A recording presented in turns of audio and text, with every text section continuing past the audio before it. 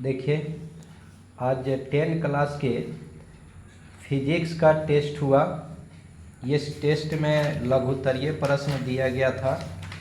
आप देख सकते हैं लघुत्तरीय प्रश्न है यहाँ, आप देख सकते हैं यहाँ से, देखिए हम दिखा रहे हैं, ये लघुत्तरीय प्रश्न है यहाँ से, और आप देख सकते हैं यहाँ तक लघुत्तरीय प्रश्न है।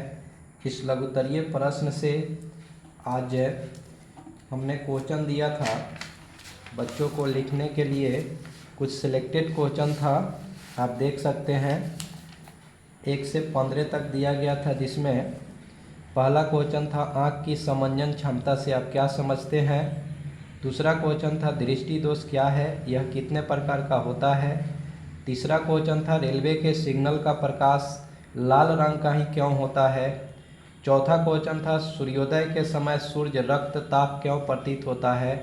पांचवा क्वेश्चन था दृष्टिता निकट दृष्टिता क्या है, इसे दूर करने के लिए हम किस प्रकार के लेंस का व्यवहार करते हैं। छठा क्वेश्चन था किसी अंतरिक्ष यात्री को आकाश नीले की अपेक्षा काला क्यों प्रतीत होता है। सातवां क्वेश्चन था इंद्रधनुष की व्याख्या करें, प्रकाश के वर्ण विक्षेपण से आप क्या समझते हैं।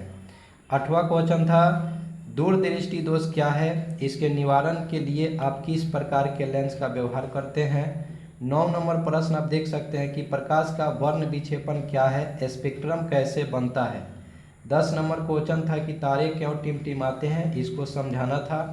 11 नंबर प्रश्न था कि नेत्र के 2 मुख्य दोषों के नाम लिखें, इनके उपचार के लिए किस प्रकार के लेंस उपयोग में लाए जाते हैं। आप देख सकते हैं जो उसमें का अच्छा क्वेश्चन है हमने बच्चों को दिया था आज। 12 नंबर क्वेश्चन है कि चंद्रमा और ग्रह टिमटिमाते प्रतीत नहीं होते हैं क्यों, क्या कारण है कि चंद्रमा और ग्रह टिमटिमाते प्रतीत नहीं होते हैं।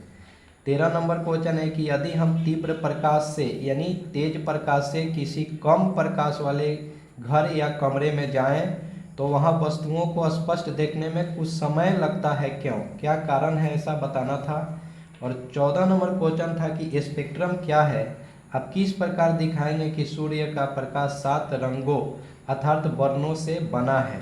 और 15 नंबर क्वेश्चन था मानव नेत्र का स्वच्छ नामांकित चित्र बनाएं। आप देख सकते हैं 1 से लेकर के 15 तक सभी बढ़िया क्वेश्चन था, सभी अच्छा क्वेश्चन था, और कभी न कभी एग्जाम में सारे क्वेश्चन पूछे गए हैं।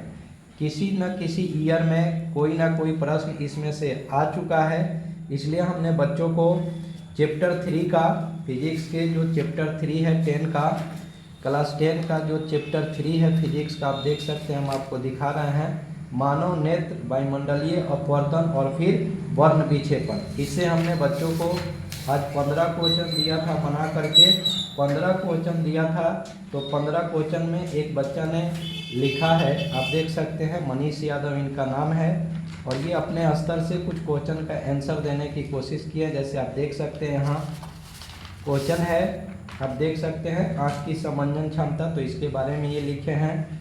दूसरा है कि दृष्टि दोष क्या है, तो ये अपने स्तर से कुछ लिखे हैं, इसके बारे में आप देख सकते हैं, ये 3 प्रकार के दृष्टि दोष बताए हैं। इसके बाद यहाँ देख सकते हैं तीसरा क्वेश्चन था रेलवे के सिग्नल का प्रकाश लाल रंग का ही क्यों होता है, तो इसके बारे में भी आंसर देने की कोशिश किए हैं। इसके बाद आप देख सकते हैं 4 नंबर प्रश्न, 4 नंबर में कि सूर्योदय के समय सूर्य रक्तताप क्यों दिखाई पड़ता है, माने लाल क्यों होता है, तो आप देख सकते हैं ये अपने स्तर से बखूबी आंसर देने की कोशिश किए हैं। 5वां सवाल आप देख सकते हैं निकट दृष्टिता क्या है, तो ये भी निकट दृष्टिता का आंसर लिखने की कोशिश किए हैं, इसको आप देख सकते हैं। 6ठा क्वेश्चन था किसी अंतरिक्ष यात्री को आकाश नीले की अपेक्षा काला क्यों प्रतीत होता है, इसका भी आंसर दिए हैं ये। 7वां प्रश्न है इंद्रधनुष की व्याख्या करें, तो इंद्रधनुष के बारे में बताए हैं। इसमें था वर्ण विक्षेपण, तो वर्ण विक्षेपण के भी बारे में लिखे हैं। क्वेश्चन नंबर 8 है दृष्टि दोष, दूरदृष्टि दोष, तो दूरदृष्टि दोष के भी आंसर देने की कोशिश की है, इसको दूर करने का भी प्रयास किए हैं, उत्तर लाइन से लिखे हैं ये। 9 नंबर क्वेश्चन है कि प्रकाश का वर्ण विक्षेपण और स्पेक्ट्रम कैसे बनता है, तो ये लिखे हुए हैं इसके बारे में, और यहाँ दिखाए हैं कि स्पेक्ट्रम कैसे बनता है, आप देख सकते हैं 7 गो रंग दर्शाए हुए हैं। इसके बाद 10 नंबर क्वेश्चन था तारे क्यों टिमटिमाते हैं, तो ये लिखने की कोशिश किए हैं कि तारे क्यों टिमटिमाते हैं। 11 नंबर क्वेश्चन था नेत्र के मुख्य दोषों के नाम, तो ये लिखे हैं निकट दृष्टि दोष और दूर दृष्टि दोष। उनके उपचार भी हमने पूछा था, उपचार को भी लिखने की कोशिश किया है। आप देख सकते हैं निकट को अवतल से और दूर को उत्तल से दूर किया है। इसके बाद क्वेश्चन 12 नंबर था चंद्रमा और ग्रह टिमटिमाते प्रतीत नहीं होते हैं, तो ये भी आंसर लिखने की कोशिश किए हैं। तो जो बच्चा सही से पढ़ेगा वो आंसर देने की कोशिश जरूर करेगा।